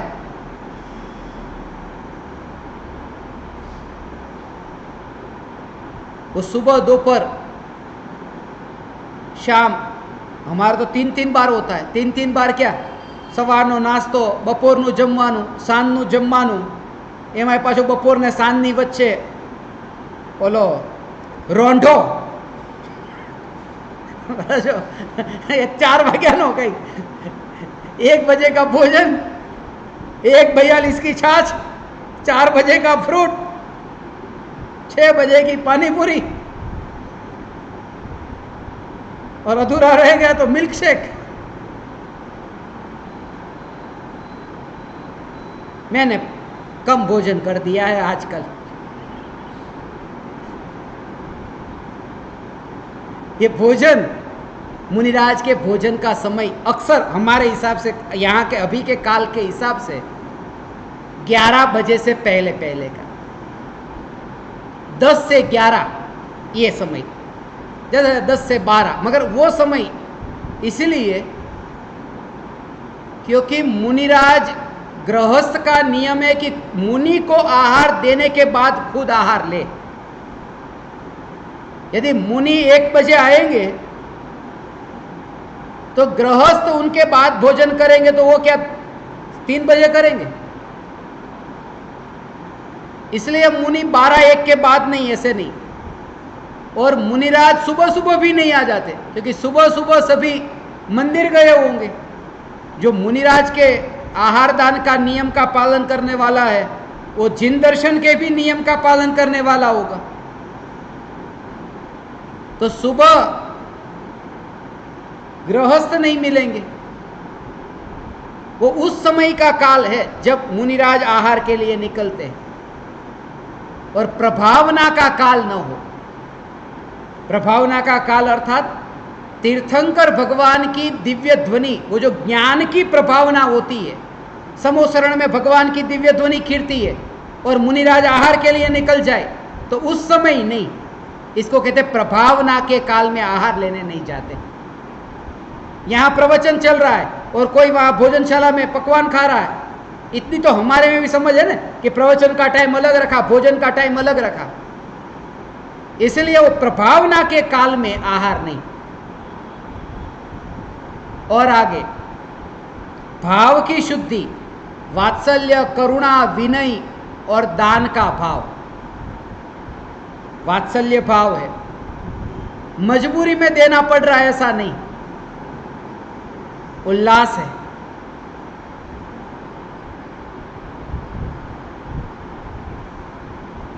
करुणा का भाव है, दया नहीं। दया का मतलब वो करुणा माने ऐसा दया का भाव नहीं, मुनिराज पर दया आ गई बेचारे भूखे, ऐसा नहीं। जिनको सभी जीवों के प्रति करुणा का भाव है, मुनि उनके वहां आहार लेते हैं। मुनि के ऊपर करुणा का भाव नहीं, सभी जीवों के प्रति। क्योंकि वो जो वहां पर लकड़ी को ऐसे साफ करके वहां तो वो जीवों के प्रति करुणा हुई कि नहीं? ऐसे ही सूक्ष्म जीव जंतु न मरे, पानी छान कर उबाल कर, वो भी करुणा का भाव हुआ ना। ऐसे करुणा का भाव वाला जो है वो भाव की शुद्धि। दया का भाव, करुणा का भाव, वो दया माने सभी जीवों के प्रति, मुनि के प्रति नहीं। विनय का भाव, तो मुनि आहार लेंगे, विनयवान।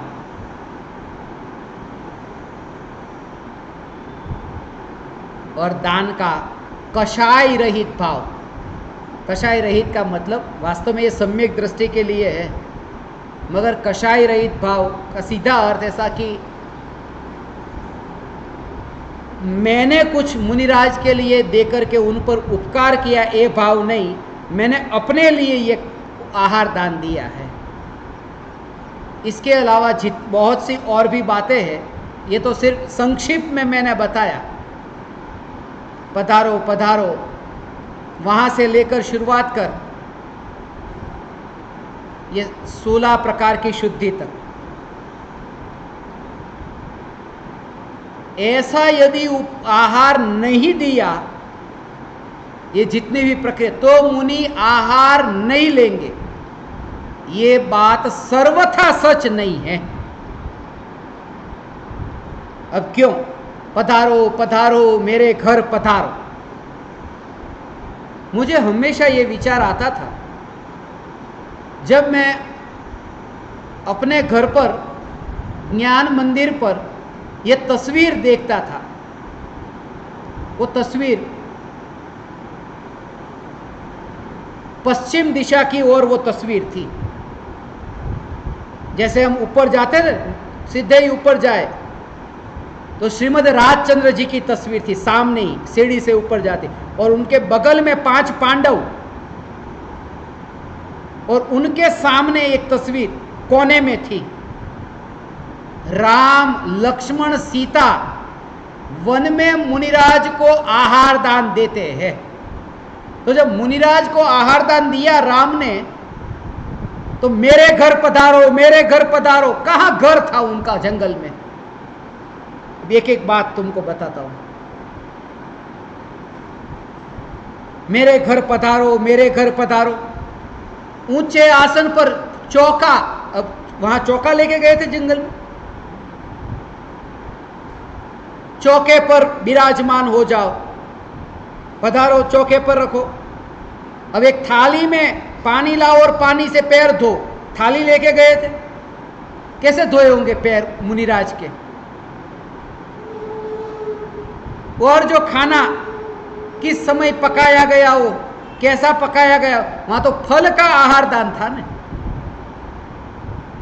कुछ लोगों ने मुनि का स्वरूप इतना तुच्छ बना दिया, और कुछ ने मुनिराज के स्वरूप को इतना अति पर चढ़ा दिया।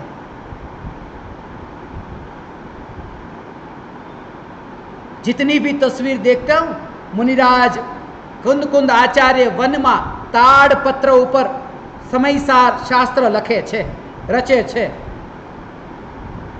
और पास में होगा एक शेर और होगा वहां पर हिरण, एक दो तस्वीर ऐसी पीछे होगी, बस उसी समय पर शेर और हिरण आ गए थे वहां पर,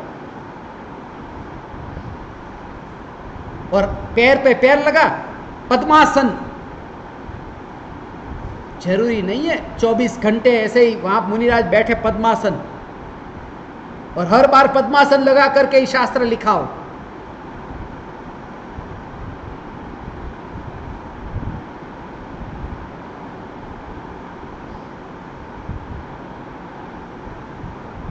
पद्मासन, ताड़ के पान पर एक एक उसमें कि जो आहार रखा है वो शुद्ध हो, उसमें एक जितनी भी बातें इसमें मैंने आपको बताई, गंधोदक कैसे लिया होगा, प्रासुक जल कहाँ से मिला होगा, कुएं में क्या डाला होगा, कुएं में से पानी निकालने के लिए कहाँ का पानी लिया होगा, भोजन के बाद में पानी तो लेते ही है, जूठा मुंह रख करके कैसे जाते हैं, तो पानी किससे पिलाया होगा, हाथ में कोई पात्र तो दिखता नहीं है, सिर्फ फल ही दिखते हैं। आज तक तुमने इस पर विचार नहीं किया, मैंने किया है, और ये सब राज खुलेंगे। मुनिराज को आहार दान कैसे देते हैं, और फिर तुम वो प्रमाण लाना जो मैं तुमसे कहता हूं, इसके विपरीत कुछ कहीं मिले तो।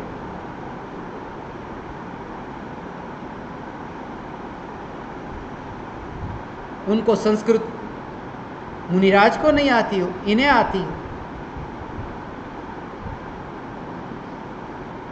अग्नि जलाई नहीं, सीधा फल का आहार दिया। अब फल का आहार दिया तो कैसे फल का आहार दिया, उसमें तो बता दे अलग अलग। सेब बता दिया कि सेब का आहार दिया, सीधा ही सेब दे दिया होगा, काटा होगा। अब चाकू तो लेके गए नहीं थे।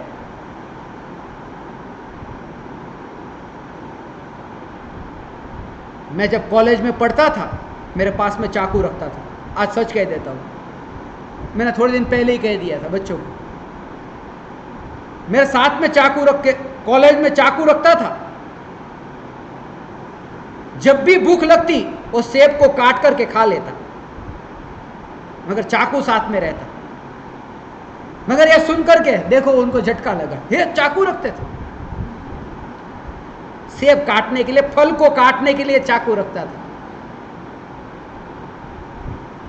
अब वन में क्या हुआ होगा मुनिराज को?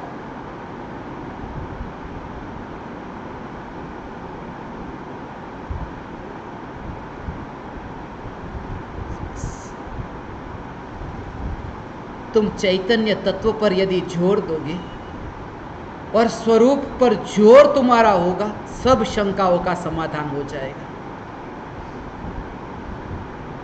इसलिए कभी कभी मुझे ऐसा लगता है कि मैंने अक्सर हर एक सत्संग में ये एक बार तो कहा होगा, अक्सर इसको कभी बाद में लूंगा, इसको कभी बाद में लूंगा।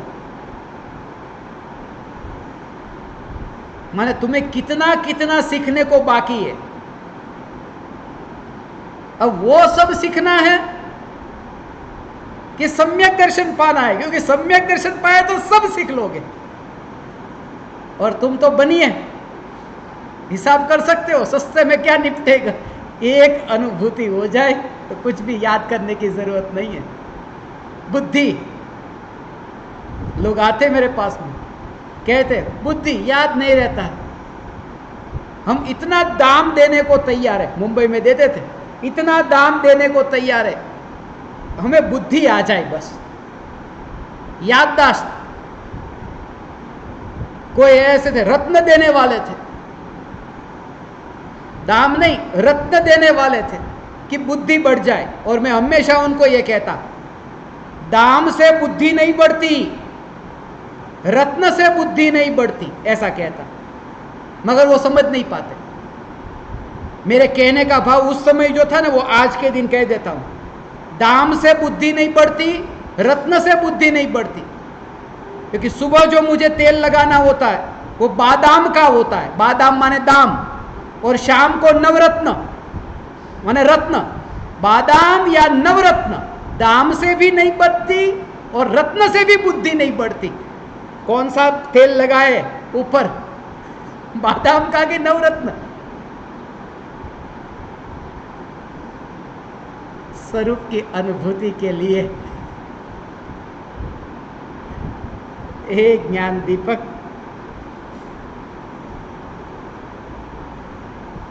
ये जिज्ञासा हुई और ये वे ही क्रांति कर सकेंगे।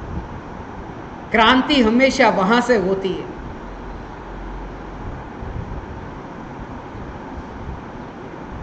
जो खुद बचपन से ही उस कीचड़ में पैदा नहीं हुआ, वही क्रांति कर सकता है। गांधी जी ने जो आंदोलन चलाया था हरिजनों के लिए, कोई भी हरिजन आंदोलन न कर सका, गांधी जी ने चलाया। उसके पीछे ये कारण, क्योंकि हरिजन लोग तो संतुष्ट थे, हम जैसे हैं ऐसे ठीक है, मगर दूसरा कोई उनको देखे, उनको यह जचता नहीं है कि तुम कहां कीचड़ में पड़े हो, मैं तुम्हें ऐसे कीचड़ में देख नहीं सकता। जो बचपन से ही उस कीचड़ में पड़ा हो वो तो संतुष्ट है, ठीक है, यही हमारी कुल परंपरा है, हमारा बाप भी ऐसा था, हमारे दादा भी ऐसे थे, हम ऐसा करेंगे। क्रांति वही कर सकता है जो ऊपर उठा हो,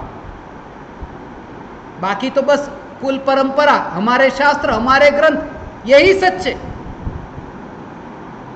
और सब इतनी पकड़, इतनी पकड़। एक कहता है महावीर भगवान के कपड़े थे, एक कहता है महावीर भगवान के कपड़े नहीं थे। महावीर भगवान के कपड़े नहीं थे, सिर्फ कुछ लोगों को दिखते थे, कुछ लोगों को नहीं दिखते थे। जिनको दिखते थे वो श्वेतांबर हो गए, जिनको नहीं दिखते थे वे दिगंबर हो गए। ऐसा है स्वरूप। मगर ये आग्रह है, एक एक का आग्रह, जिसने पहचाना नहीं है।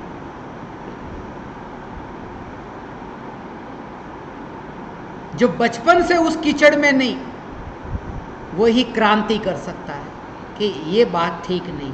वो शंका कर सकता है, यदि ऐसा है तो ऐसा कैसे, ऐसा है तो ऐसा कैसे। वन जंगल में राम आहारदान देते, हाथ में अंगूठी हो तो ही पता चले कि ऊंचे घर से अंगूठी पहन करके वहां गए थे। और उस दृश्य को जब मैं देखता हूं, राम आहारदान देते, यहां वो मुकुट पहना है। अब जंगल में रहने वाला वो मुकुट, रोज रोज मुकुट, कौन सा मुकुट था वो? नहा धो करके बिल्कुल शुद्ध हुए हो, कहां नहाए थे वो? जंगल में, तालाब सरोवर, और कपड़े बिल्कुल साफ। एक दो जोड़ी साथ में लेके गए होंगे जंगल में, 14 बरस का वनवास। तुम जरा विचार करना वो दशा का। सीधी सी बात है, आज अभी इस जमाने में पंचम काल के अंत में साधु है, और अंतर परिणति की निर्मलता वाले ऐसे भावलिंगी साधु वे ही होंगे जिनकी दृष्टि ऐसी तुच्छ बातों पर नहीं होगी। फिर वो भाषा हो, फिर वो जाति हो, फिर वो कुल हो, फिर वो बाहर का कोई भी संयोग हो, और फिर भी नियमों का पालन करेगा, कैसा भी आहार न लेगा। ये मुनिराज आगे उन्होंने पूछा है, व्यवहार नहीं के 4 प्रकार समझाने की कृपा करें। ये भी उन प्रवचनों में से मिल जाएगा जो मैंने कहा। नई चक्र के, नई विवक्षा के संबंध में, 8 नई, उसके संबंध में चारित्र को वास्तविक धर्म क्यों कहा है? श्रद्धा, सम्यक दर्शन को धर्म का मूल कहा है। चारित्र को वास्तविक धर्म कहा है। सीधी सी बात यह है,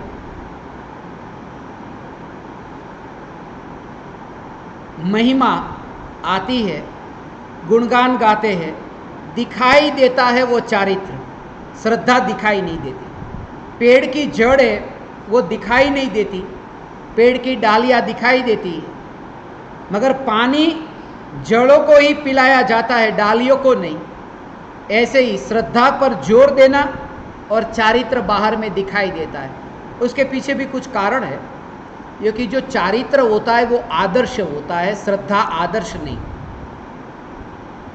जैसे भरत चक्रवर्ती युद्ध के लिए निकले, और ऐसे चक्रवर्ती की स्थिति जो सम्यक दृष्टि है, तो दुनिया उन्हीं की पूजा करे, तो जिनकी पूजा करते हमें उनके जैसा होना है।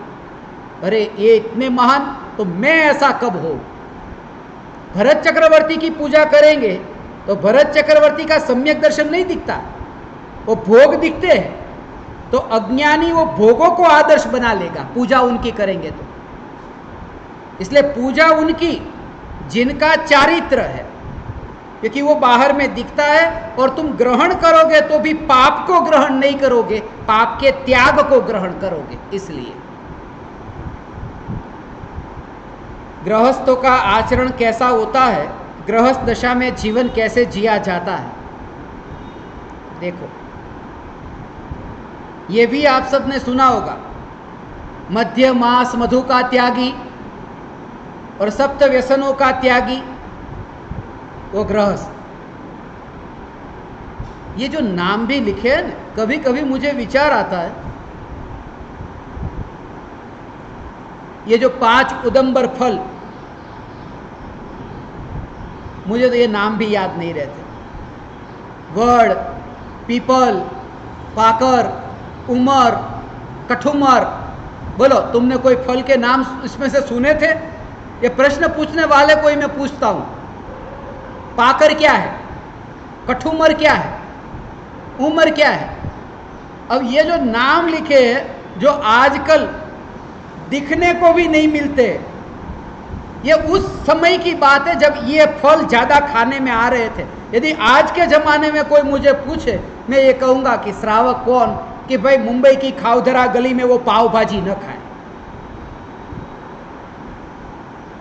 अभी की जो हालत है वो, या वो बापू की पानी पूरी न खाए। बापू, बापूजी नहीं।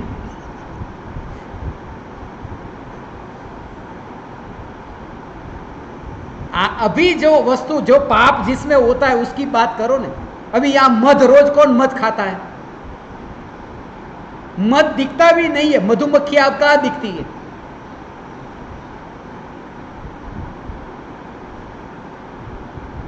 ऐसी वस्तु जिसमें, इसका सीधा सर, जिसमें त्रस जीवों का घात होता है, अधिक हिंसा होती है, ऐसी वस्तु का त्याग करें बस।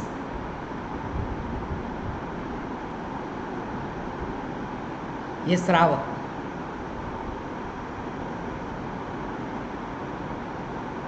जिसका आचरण, अब मध्य मास मधु का त्यागी, तो 7 व्यसन के त्याग में भी मांस लिया, 3 मकार में भी मांस आया। जब एक बार मध्य मास मधु में आ गया तो फिर 7 व्यसन में क्यों लिखना पड़ा? सब में अपेक्षा है। यहां 7 व्यसन उस जमाने में क्या था? अब शिकार करना, आजकल शिकार करने कौन जाता है? मुंबई में जो बैठा है, हीरा बाजार में बैठा है, किसका शिकार करने जाता है? हाथ में तीर कामठा लेकर के।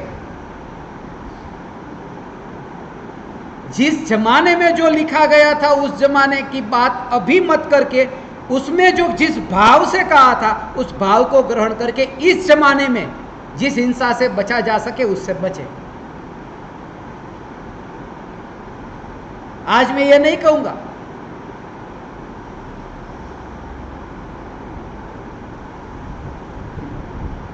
मकार से बचो, मकार से बचो। मैं अभी यहां पर हम बैठे तो हमारे लिए ये कहूंगा, म से बचो। म से बचो अर्थात तो ये मक्खी है, तो जब मक्खी को तुम उड़ाते हो तो संभाल करके वो मर न जाए, उसका ध्यान रखो,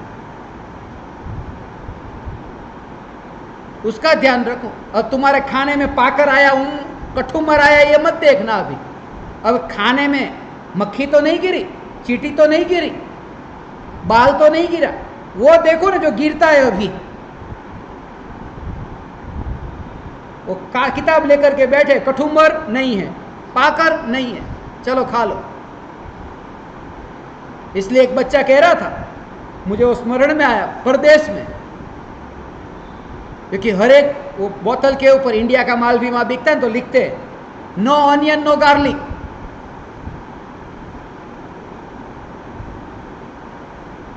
बिना प्याज बिना लहसुन का। तो उसने पूछा, मैंने पूछा बिना गार्लिक बिना ऑनियन का खाया है ना? पर्यूषण है कि हाँ, बिना ऑनियन बिना गार्लिक का। क्या खाया? आलू की सब्जी, नो ऑनियन नो गार्लिक। अब जो पढ़ेगा वही तो वो करेगा, उसको ये बताया नहीं कि सब में ऐसे जीव है। और वहां पर आलू और प्याज और लहसुन जो है वो उसके वहां पर आता ही नहीं है। बचपन से यही कहा था, प्याज लहसुन मत खाना, नो ऑनियन नो गार्लिक। और उस दिन तो ठीक है, मैंने उसे समझाया, दूसरे दिन तो और खतरा हो गया। पानी छान कर पीना, छान कर पीता है वो श्रावक। दूसरे दिन कोका कोला पी रहा था। Coca Cola? बोले हाँ, छान कर पी रहा हूं। और छानने का मतलब क्या था? फिर कोका कोला आज तक आज पहुंचा है, कल शराब तक पहुंचेगा छान कर। एकांतवादी नहीं, अपेक्षा उस जमाने में उस जीव को उस क्षेत्र में उस प्रकार से जो उपदेश दिया इस समय उसे कैसे ग्रहण करना है, वो जो कला सीखे वो बंधन से मुक्त हुआ। वरना और एक बंधन तो था और दूसरा बंधन आया। ये कुल परंपरा है, ये गृहीत मिथ्यात्व। महावीर भगवान की तू पूजा कर और किसी की पूजा मत करना, इसका नाम गृहीत मिथ्यात्व है। इसका मतलब क्या समझे? एक बाप महावीर भगवान की पूजा करता है, रागी देवी देवता के पास में लेके नहीं गया, बाहर बहुत बड़ा बोर्ड लगाया था, श्री दिगंबर जैन मंदिर, और वहां पर ही लेके गया है। फिर भी वो गृहीत मिथ्यात्व, अकेले बेटे का नहीं, बाप का भी। क्यों? क्योंकि गृहीत मिथ्यात्व का मतलब ये है, गृहीत मिथ्यात्व माने क्या? झूठा ग्रहण किया, उसका नाम झूठा। तो ये तो सच्चा है ना, मिथ्यात्व बाहर नहीं होता, मिथ्यात्व यहां भीतर है। और सच्ची पहचान के बिना, सच्ची पहचान के बिना जो भी झूठा है वो यहां। तो सच्ची पहचान के बिना जो अनादि का है वो झूठा, वो अगृहीत। और सच्ची पहचान के बिना इस भव में जो डाला माँ बाप ने, मर कर यहां आया तब तो पता ही नहीं था दिगंबर कौन, श्वेतांबर कौन, वो सब गृहीत मिथ्यात्व है। इसलिए ये सच है कि पहले अगृहीत मिथ्यात्व छूटता है कि गृहीत मिथ्यात्व छूटता है। दोनों एक समय में छूटते हैं, दोनों एक समय में। तो मंदिर में जाना नहीं, मंदिर में जाते हैं और किसी को हाथ नहीं जोड़ते, वो क्या है? वो गृहीत मिथ्यात्व छूटा नहीं है, छुपा है। क्योंकि जैसे यहां से मरकर फिर कहीं ऐसे माँ बाप मिलेंगे, वहां फिर उनकी पूजा भक्ति चालू करेगा, जैसे यहां इस माँ बाप के कहने से चालू की थी।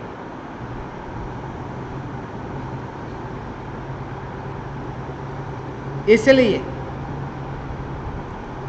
दूसरे शब्दों में कहूं तो अगृहीत मिथ्यात्व जिस समय छूटता है उसी समय गृहीत मिथ्यात्व छूटता है।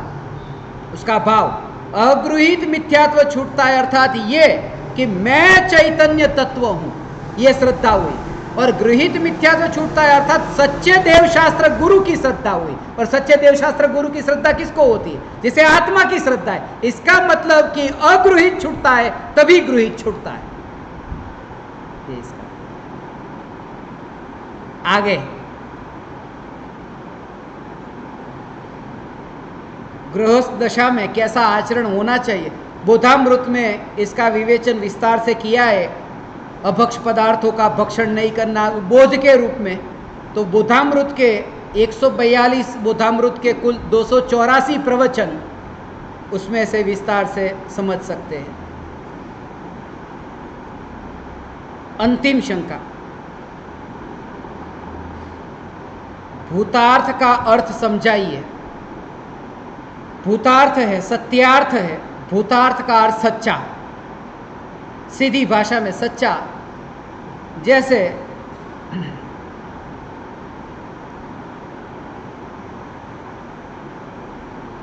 घर, पुत्र, पत्नी, परिवार ये मेरे है, ऐसा बताने वाला जो व्यवहार है वो व्यवहार झूठा है। और यहाँ इस जगत में मेरा कोई नहीं है, मैं चैतन्य तत्व ही हूँ, ये सत्यार्थ है। निश्चय नहीं को सत्यार्थ कहते, व्यवहार नहीं को असत्यार्थ कहते। सत्यार्थ का दूसरा नाम भूतार्थ और असत्यार्थ का दूसरा नाम अभूतार्थ। भूतार्थ का संबंध, ये भूत माने वो भूत नहीं, ये भूतार्थ और अभूतार्थ, ये जो शब्द है ना, ये भूत शब्द प्रयोजन भूत, उसमें भी भूत आता है। अप्रयोजन भूत, उसमें भी भूत आता है।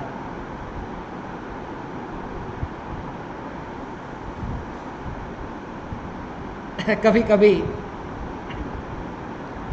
इस पर चर्चा होगी। समय समय पर मैं उसके बारे में आपको बताऊंगा। आज ये परोक्ष ज्ञान दीपक कीर्ति, जिनकी ये सब शंका थी, और सबसे पहले चक्रवर्ती का नरकायु, वो कल रात को कोई विचार नहीं था कि इनकी शंका लूँगा, मगर 15/6 मुझे बार बार याद आ रहा था। कल 15/6 का दिन था और 15वां सूत्र और 6ठा अध्याय तत्वार सूत्र का, जिसमें नरक में कौन जाता है परिग्रह के कारण, उसका वर्णन किया है। तो सोचा आज अब यही शंका ले लेते हैं।